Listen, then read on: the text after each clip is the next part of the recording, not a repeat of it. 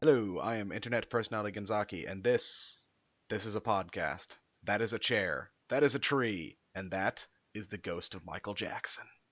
Oh God, no! Hee Hide the hee. children. Stupid stuff happens. Back to you, Jen. Yeah, speaking of stupid stuff, Shortest podcast ever. speaking of stupid stuff, Disney. Da, da, oh. Lots of anger in the gaming world this week because, as everyone knows, Disney acquired all of George Lucas's lucrative businesses, and they have decided to shut down LucasArts. Um, they're going to keep on some of the employees from LucasArts as they shift it over to a licensing model where they take the essentially Star Wars and Indiana Jones licenses and ship them over, give them over to other game developers to create a game. Then they market the game, they make money, and everyone is happy except for the people because oh no, LucasArts is gone. They haven't confirmed that any of the projects LucasArts was currently working on is canceled, so for all we know, Star Wars 1313 is still going to happen, which I guess is a good thing. We'll see how well that turns out. Though giving it from one group to another group could be disastrous. Um, and he's not here, but as Adam mentioned when I brought this up with him, this is a bit of an administration by administration. This is a bit of an admission by Disney that they just don't know how to handle game development. Like, because they already had their every time a Disney game would be made, they would ship it out somewhere, and they finally get their own development house, and what do? Shut it down. They don't want anything to do with it. They only want to do movies, man, movies. Yeah, I mean, hello, they don't know what to do with games. Take a look at Epic making 1 and 2. Well, to be fair, that Disney again shipped it off. Yeah, those Yeah, weren't no, Disney. still. They give their work or whatever. They don't know what to do when it comes to games. It's like, oh god, we don't know. Screw it. Here, you take it. And then the gun goes off, and the guy from the bike shop gets shot, and everybody's going crazy. And Well, here's the nice thing. With Disney doing another thing that I consider personally stupid because all of their games, any Disney game that's been made, a majority of them have actually been fairly good, but that's because other developers get them. They get a studio that is completely capable of making all of their games in-house since they purchased it, and they ship it out. I get to sing my other wonderful favorite Disney song that I've butchered intentionally because of the fact that Disney is stupid and has ruined all of my favorite fairy tales. So it's like, when you wish upon a star, makes no difference who you are, Disney will destroy it all for you. Ha ha, suckers. I hate Disney right now. That's all I have to say. Well, good on the vocals. I have to give you that. But- I'm like half asleep right now. Fuck it. yeah. So there goes my dream of a Monkey Island game that takes place in Disney World. I know, right? I know, that would have been Right. awesome. Now here's my thing on the Lucas. I don't like that people lost their jobs over this, but at the same time, LucasArts hasn't made a really good game since 2005, and I'm starting to wonder if the talent in that studio hadn't just left. Because I know during the late 90s they lost a lot of the really good talent, and those guys went off and made better studios than LucasArts out of it. So I'm starting to wonder if it wasn't just like a mercy killing by Disney. Hey, Marky, better idea. Guybrush Threepwood, Mighty Pirate meets Captain Jack Sparrow. Game idea that will never happen. Thanks, Disney. No. They Dude, might Disney- combine the two licenses together, send it to a developer, and go, "Hey, make this." Meh. Disney has violently destroyed so much. Like this is the only thing that I'm mildly worried about when it comes to them having acquired Star Wars is that they're making more. Is they are prone to making a really good first one of things. Like if you look at all the original fairy tale stories. So like Cinderella, Beauty and the Beast, Sleeping Beauty, which I think is the only one that doesn't have a sequel. And if they do it, I'm going to go down there and punch them in the throat. And like Snow White. And they made sequel after sequel after sequel and special after special after special for the holidays for all of those. And then Pocahontas, it was like, okay, the first one wasn't bad. The second one was a slap in the face to history. I mean, Disney is known for kind of destroying things. Hence my little song that I made forever and a day ago. Actually, when I was still a kid, I made it when I was like 12 because that's when they started all the sequel things. Like, that means I have gone 12 years singing that song pretty much at least once a year because they've done another sequel to something or absorbed a company and destroyed something that was fantastic because of how it was done in the first place, and then they changed it. Well, To be here's to be my honest, little the counter to that. At least Star Wars isn't in the hands of George franchise aside Lucas anymore. to be honest, the Disney live action movies sequel wise have actually been pretty decent, with the exception of Airbud. we we don't even consider that anymore. We pretend those movies do not happen. But The then Air Bud again, movies do not on the exist. then again, they pretty much had another. They were just the production company in those movies, so I'm not sure they should count. But yeah, there you go. Give um um give Jerry Bruckheimer the opportunity to have Jerry Bruckheimer make the Star Wars movies. Disney license it production wise. There we go. That would be fun to see. That would be. Yeah, because Jerry Bruckheimer's a really good guy. Pirates 1 was awesome. Pirates 2 was really good. Was awesome. Actually, I consider Pirates 2 better than Pirates 1. Pirates 3 was Disney being stupid, and Pirates 4 is good as well. But Now, speaking of here's the other another, thing. Hold on. Here's another thing that you're talking about. It's bad enough that the Transformers movies were bad enough on their own. Currently, since the sale of Marvel and Star Wars to Disney, they're trying to absorb Transformers as well and make more movies. They were bad enough on their takes own. Let's Transformers not. away from Michael Bay, and you might actually be able to do something good with that. You might be able to No. fix it. I'm saying Transformers is bad enough on its own. Let's not pass it off to Disney and make it even worse No, because I'm then they're going saying to put a Disney bunch could of teeny only make bopper. that series better. But they're At this gonna point. they're I gonna mean, just look put at in what a bunch Michael of their Bay did teeny to it. bopper like You're freaking complaining Disney about the stars in teeny it. bopper thing, but they had Jessica Black.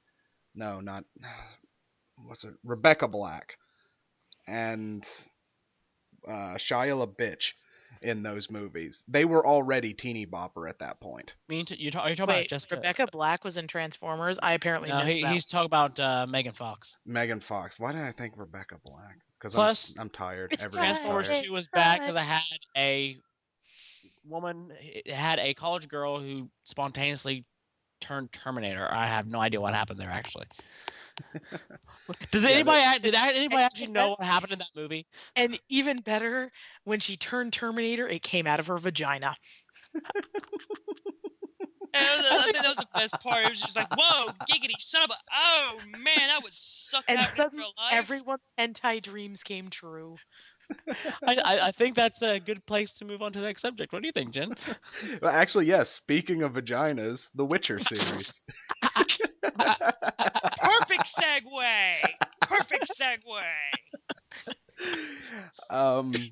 Witcher 3, made by CD Projekt Red, is going to be DRM free, no copy protection on it, because they have embraced the philosophy that if pirates want to crack your game, they're going to do it. What's it? Blizzard put that always on DRM on Diablo 3, and that was cracked within a month by just having fake servers to connect to. So yes, CD Projekt Red is right. Pirates are going to get a hold of it, and they have embraced the idea, and they've decided that they're going to give their paying users the best possible experience. So no intrusive DRM, and I like this as an admission that because I don't really like piracy, but you've got to admit that it's going to happen. If you don't, then you're just struggling against the inevitable. And of course, all those anti-pirate measures only serve to punish your paying users. Exactly. Now, there is a bit of a downside to this because without DRM does serve one big purpose because people are going to get through it. If you put weak DRM on your thing, at least, then you're going to discourage impatient people and stupid people from pirating your thing because stupid people won't be able to figure out how to apply the crack and impatient people won't wait for the crack to happen so by not having their DRM they're going to get a few more pirates, but as this I don't see this as a bad thing for the market. People have to learn that you don't have to embrace piracy, but you have to not struggle against it because until we can police the internet, which would be terrible, it's just gonna happen. Um, that's really all I got to say on that. I want always on DRM to just stop. Like Sim at this City. point, the moment I hear always on DRM when it comes to a game, I'm going to be like, "Oh, you don't want my money. Okay, I'm going to go buy this game instead." Because the always are on DRM is just causing problems like with, as you just said, SimCity. SimCity has huge problems because of that because even though like my computer is a wonderful beast of a machine and could handle SimCity fine without having to have always on DRM, an internet connection, and use of the freaking servers. It would be fine playing it on its own. But the creators of SimCity have deemed, no computer is going to be able to hold this, and you aren't intelligent enough to realize that. So you just need always on DRM for it to work. No, fuck you. Stop. Just I'm going stop. to let's quote Max's here when they were talking about their always art DRM, and I'm going to do it with a snooty accent. If you don't have access to a good internet connection, you're not going to be having a good time. Silly people. As But yeah, long so one company out there has, oh, and I forgot to mention, they've decided their CD Projekt Red won't be using DRM in any of their games going forward. And I kind of hope this becomes a trend, not so that we get more pirates, but so that we just get easier games set up.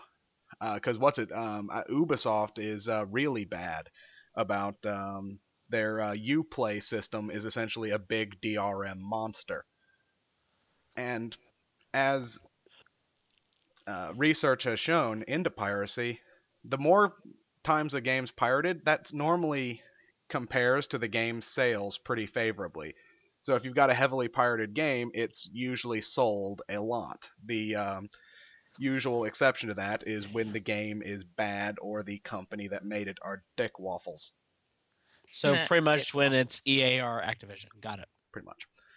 Well, no, EA and Activision, they sell a game, it's going to sell like Billio. So they're going to get those big numbers. I'm gonna put it like this: always online, no. If we learned anything from Diablo and freaking SimCity, no. Mm-hmm. Are you kidding, Eddie? This We is have why I said I'm never going to buy an always on DRM game. If I really want to play it, I will find a way to get it otherwise or go over to a friend's house and play it over at their house Says and the try it person who has out. Diablo 3. I got Diablo 3 for free. Oh, I was drat. talking to someone on Skype. I was talking to a friend on Skype. His other friend joined and he was like, "Hey, this chick is really cool and it totally has tits. Let me buy you this $60 game for free." And I was like, "What? You're going to buy me a $60 game for free because I have tits?" Okay. The joys of being a woman. I will never know them. I love boobs. Interesting Next level. noise. Yes. Next level. League of Legends Riot is redesigning the character Sejuani to be more appropriate because we've got a warrior lady princess from the tundra. She's running around riding her boar, swinging a mace while wearing a bikini, essentially. because that makes sense. I want to visit that tundra. It's the only way Bobo will ever get laid. Eskimo jokes. Um, but The shrinkage has to be terrible. oh, that sucks. But yeah, So I they're hear you have saying warm weather here in this tundra. yeah, Riot is saying that they want to make Sejuani more appropriate, and the point I want to ask is, why didn't they want to start with making her appropriate? Why did they release her the way she was and then decide, oh, we're going to redesign her to have more armor and parka look? Well, here's why. If you look at the forums recently on League of Legends, a lot more people are popping up saying, "Why are all the women characters more sexualized than the men? Like the women are scantily clad, don't really have armor to protect them or fit their roles, and you can tell that some of them their outfits were decided before their roles were because they wanted to have a certain look, and so their appearance and their role doesn't exactly sync up Oh properly." dear lord, we're going to be seeing Jarvan in a mankini soon. And here's exactly Marky that's wants where her it's sexy going. Garen. Oh, dude, leave rugged Garen alone. He is fine and dandy just the way he is. Um for anyone listening to this podcast that has not heard that, that'll be something that if we ever go into deep discussion about League of Legends for some reason, you will hear me talk about for days on end. If you are playing Garen and you do not have rugged Garen, you are worthless. That's all I have to say. Woohoo! Anyway, Worthless. anyway, so what was I talking about? Oh, okay. So Garen. a lot of people, no, I wasn't talking about Garen. A lot of people are mentioning, if you're going to sexualize the women, why aren't we seeing the men in man thongs, and why aren't they having bigger packages or something? Because it's basically everyone, Riot and their people doing all the art and the coding and whatnot, are seeing that, oh, the female characters are more likely to be bought if they're scantily clad and sexualized. And they're realizing that there are more people who are upset that the character appearance doesn't match the character attitude and description and lore. So they're trying to get them more synced up. It's just like Karma. Karma just got a rework because the fans and her appearance didn't really match up that well with who she was supposed to be. So they reworked her to make it more fitting. And I agree that they did it right. They did it absolutely correct with the fact that she didn't really match up properly, and now she does. hmm it just Riot should know their own demographics, because it's not just I like to call them the pocket mining demographic. Young teenage boys aren't the only ones playing League of Legends. League of Legends has a very wide audience and a good enough female audience that they should have. Even back then, when all these characters were being created, they should have known we need to make these characters sensible. And I'm glad that they're making them sensible now, but it makes you wonder what was going on in their heads at the time. And I'm about to answer my own question. They're an indie studio. They really didn't know what they were doing. And here's the wonderful thing about some of the more recent characters. If you look at them, yeah, some of them are wrong. Like, let's put it this way. The one thing that made me super happy is Vayne. Vayne, her appearance and attitude sync up very, very well. The thing that makes it wonderful, though, is that if you want Vayne to see that sexy kind of side, they have the Heartseeker Vayne skin, which is fantastic and makes me laugh because you hear this dark, like these dark lines coming out of her that you would normally have, except she's wearing bright pink and red. And it's hilarious. And she's in pretty much a bra, panties, and a very, very tiny frilly skirt. That's But another good point as well. One of the things they should especially do going forward is you've got the classic skins. Those should be nice and sensible. If you want to do something silly, do it with the bonus skins, the ones you have to pay money for. If you want a character running around in the bikini, pay $10 for it. Done. exactly. And it's just like other characters that have done really well to match up for obvious reasons would be like Annie and Amumu. First of all, Annie is a 12-year-old. If they sexualized her, I'd be like, pedos, stop. Just stop. Yep. And then Amumu he's the sad mummy, so he's a little mummy, but they have hilarious skins with him, like almost prom king Amumu and Emumu, which he has like an emo haircut and he like looks like he cuts himself in a corner at night. But like they have funny skins like that with other characters. Why don't they do that with a lot more of the female ones? Because like Vane is one that I can think off the top of my head, and Quinn. Quinn is a newer one that was just released. She is also one of the sensible characters on appearance, and they can do other stuff with her. Now, I understand that certain characters, for example, like Nami and Cassiopeia, because they are a half human, half other like Race. being or race, because Cassiopeia got crossed with the snake somewhere in her lore. I forget exactly what happened. Um, and then obviously Nami's part mermaid. Like them being scantily clad fits their roles because they aren't fully human. I can understand that.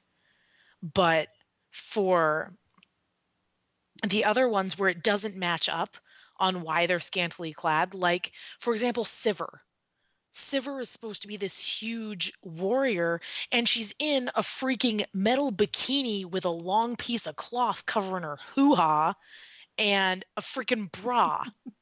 Like, are you kidding me? Also, don't forget about a list. When you started mentioning that, you made me instantly start thinking of the spider, Elise. Anit, yeah, Mhm. at least. Now I want to know why they never tried to sexualize Anivia. Because furries. Moving on. The Ouya is coming to us this summer, June 4th. People who kickstarted it are getting their Ouyas in starting this week. And we've got the starting prices as it hasn't changed. It is $99. And the specifications are it's running a 1.7 gigahertz quad core processor, 1 gig of RAM, HDMI out, an NVIDIA Tegra 3 graphics unit, 8 gigabytes of internal flash memory, and it's going to be running the Android Jelly Bean operating system. Um, it's going to come with 104 titles preloaded, including, along with that, you're going to have apps like Twitch TV and several console emulators. The ones I noted off the bat were NES and SNES. Um, the problem we're seeing with the game is it doesn't really have any must-have games. We didn't really expect it to, but it got a nice launch lineup, but nothing you can't get anywhere else, nothing you can't get on your phone. I think the big title is Final Fantasy III, a game that has been out for well over a decade. You mean 6? No, Final No, Fantasy 3. 3. Okay. Um, and but the thing I'm looking at is I don't think that should hurt it as much because it doesn't have any killer apps. But at the price point of $99, people who can't afford mainstream gaming can get this thing for cheap, and then they have a bunch of games pre-installed along with other things to look forward to. So, Um, is there already a list of the games that are coming with the system, or? yes, Okay, so what are the games that are coming with the systems? That way we can. there's 104. I'm not listing them now. Some of the big titles, then. I gave you Final Fantasy 3. That's Angry not enough, Birds, my Eddie. big- Angry Birds. There Fine, will at least always be Anything you Angry could think Birds. of on an Android machine, you're going to be able to see on here. My talking point, though, is the interesting point of we're now going to be seeing developers designing Android-based games for this thing, and I'm thinking this thing could really cause a little mini revolution in the realms of affordable gaming because you're going to see a lot of indie games coming out for this thing, and they're going to be cheaper than the AAA titles you'll get on the PS3, the 360, and next generation, and all that. The only problem I see is at the moment, other than a few games here or there, most of the games on this thing are pocket games, things that are made to be played minutes at a time rather than hours at a time, like you would see many console games being. So at the moment, it's got future potential, but at the moment, it's really resting on future potential. Sounds like every Nintendo console ever, essentially. If you True think about enough. it, But here's the I thing. mean, Nintendo has terrible marketing. I don't care what you guys have to say about it. Nintendo has terrible marketing when it comes to yeah, things. Like there are some amazing games that I just found out today because I went into my job that I only work on weekends and just now found out that they're coming out within the next few months because they just got announced officially and given release dates, but there's been no marketing for them. Like, how the F was I supposed to know that there's a crossover between Professor Layton and Phoenix freaking Wright. Phoenix Wright Oh yeah, I know about that one. that's going to be in the US unless you're already a fan of those things and you already know because you get a newsletter or something. Like, I am getting a 3DS. I don't have one right now. Market that to me. Mhm. But the When's that coming Ouya out? has a lot of potential with that because they get free marketing basically based off of everything you see on the Android. If Android kicks it up a notch on their phones and tablets and things and can put things that this is also available on the Ouya, people will be like, oh, well, what's the Ouya? Go look it up. Oh, look, I can hook this up to my TV and play this game on my TV rather than my phone. Because if you're like me, I love my games on my phone, but I have shitty eyesight. Like, shit sucks sometimes. Mhm. Where I want to play like Pocket Planes. Pocket Planes is like my crack addiction when I'm half asleep. And I only can play it for like maybe 10 or 15 minutes before my eyes hurt because I have terrible eyesight and that tiny, tiny little screen is just not cutting it. You actually bring up a good thing. Mario, Nintendo doesn't really do marketing other than its consoles because it knows the fans, long-term fans, are going to be looking for the stuff anyway, and that's kind of what the Ouya's probably they're expecting is they're not going to do as much marketing because they can't really afford it. They are a small company, but it's going to be mostly word of mouth and just consumer interest is going to drive the sales of games on this stuff, which is exactly what happens with Nintendo. Yeah. Word of mouth and consumer interest gets people to buy these new games as they come out. And the fact being that although Nintendo gets a lot of flack, let's look at it. Let's look at uh you could say last generation, this generation, whatever. The Wii actually did have good games and good hardcore games. You just didn't hear about them. Hmm. In fact, if I was to basically list my Wii lineup, you would see very little fluff gaming. You'd see very, very hardcore games, and you'd see some major hardcore games, and games I would definitely recommend to any hardcore gamer. Hmm. Yeah, and I think the statistic was that with the Wii, it sold more consoles by a country mile than either Microsoft nor Nintendo, but it didn't sell nearly as many games, which is their problem with their marketing. But given that they sold the Wii at a profit anyway, I don't think it bothered them that much. it's one of those things to where, They'll have to kick it up in the future though, because they are yeah, selling the Wii U at a loss. yeah. But also, I got to looking at the game list. Hmm. I almost didn't make it halfway down before I decided to stop. I barely got started before I was just like, okay, I'm done. I don't want to freaking look at this anymore. Before I see a game confirmed that says that's balls in your face. And I was like, okay, I can just stop right there and be done. But I digress. Yes, Nintendo's gonna have to step it up with the Wii U and stuff. With this, I want to see where this goes because you're releasing an NES and an SNES emulator with this, right? Or at least app. Yes. A lot of gamers already have these sorts of things on their PC. Well, I'm someone who does this because I love playing games. I don't like restarting my. I don't like having to hook in my console and risk it breaking because it's an old fucking dinosaur thing. But I digress. Having something like this to be able to take with me like anywhere, it's a good thing to have. Hmm. Yeah, it's a nice small unit. You can plug it into anything that accepts HDMI. Um, the